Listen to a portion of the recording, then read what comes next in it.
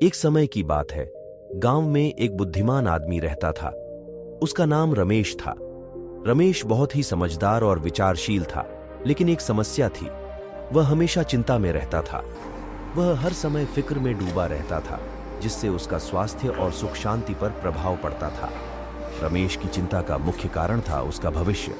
वह हमेशा सोचता कि आने वाला कल कैसा होगा। क्या उसके पास काफी पैसे होंगे? क्या उसके बच्चे अच्छी शिक्षा पा सकेंगे? इस तरह की चिंताएं उसके मन को कबूल में लेने लगी थीं। एक दिन रमेश अपने एक दोस्त से मिला, जिसका नाम सुरेश था। सुरेश एक खुशहाल और तनावमुक्त जीवन जी रहा था। उसके चेहरे पर हमेशा हंसी होती थी। रमेश ने सुरेश से अपनी चिंताओं के बारे में बताया और सुझाव मांगा कि कैसे वह भी खुश और तनाव मुक्त जीवन जी सकता है। सुरेश ने रमेश से कहा, रमेश, चिंता करने से कुछ नहीं होगा। चिंता से केवल तनाव और बीमारी होती है। तुम्हें अपनी चिंताओं को छोड़ना होगा और वर्तमान का आनंद उठाना होगा।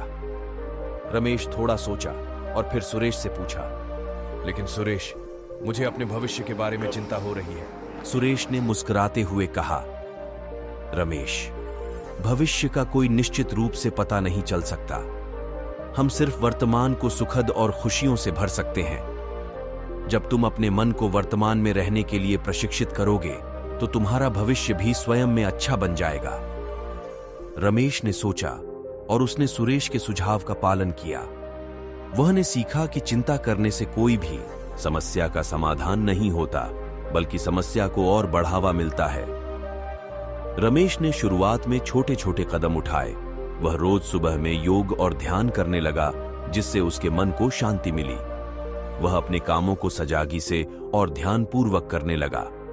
उसने अपने सोचने के तरीके को बदल दिया और सकारात्मकता की ओर बढ़ने लगा। रमेश ने अपने दिनचर्या में बदलाव किया और अपने स्वास्थ्य का भी ध्यान देने लगा। वह स्वस्थ आहार खाने का प्रयास करने लगा और नियमित व्यायाम करने लगा। इससे उसकी शारीरिक और मानसिक स्वास्थ्य में सुधार हुई और वह अधिक सकारात्मक और ऊर्जावान हो गए। ध्यान और योग की मदद से रमेश ने अपने मन को शांत किया और चिंताओं को दूर किया।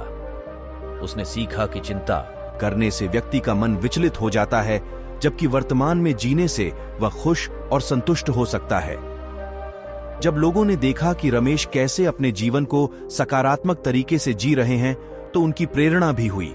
वे भी योग और ध्यान का प्रैक्टिस करने लगे और अपने जीवन में सकारात्मक बदलाव देखने लगे। रमेश का भविष्य भी सुधरने लगा। वह अपने काम में सफल हुए और अधिक पैसे कमाने लगे। उसके बच्चे भी अच्छी शिक्षा पा सकें, क्योंकि उसने उनके शिक्षा के लिए पैसे बचाए। इस कहानी से हमें यह सीखने को मिलता है कि चिंता करने से कोई भी समस्या का समाधान नहीं होता। हमें वर्तमान का आनंद उठाने और उसे सकारात्मक तरीके से जीने की कोशिश करनी चाहिए। भविष्य का कोई निश्चित नहीं होता, लेकिन हम अपने कार्रवाई और सोच से अपना भविष्य बना सकते हैं। इसके बाद रमेश ने एक YouTube चैनल बनाया और इस कहानी को वीडियो के रूप में साझा किया, ताकि और भी लोग इससे प्रेरित हो सकें। उसका YouTube चैनल बड़ी हिट हो गया और लोगों को सकारात्मक जीवन के फायदे समझाने में मदद मिली। इस कहानी से हमें यह सीखने को मिलता है कि चिंता करने का कोई भी फायदा नहीं होता, बल्कि हमें वर्तमान का आनंद उठाना चाहिए और सकारात्मकता के साथ जीने का प्रयास करना चाहिए। भविष्य के लिए सोचने से हमें केवल तनाव मिलता है, जबकि वर्तमान को खुशी और संतोष से जीने से हमारा भविष्य भी सुधर जाता है।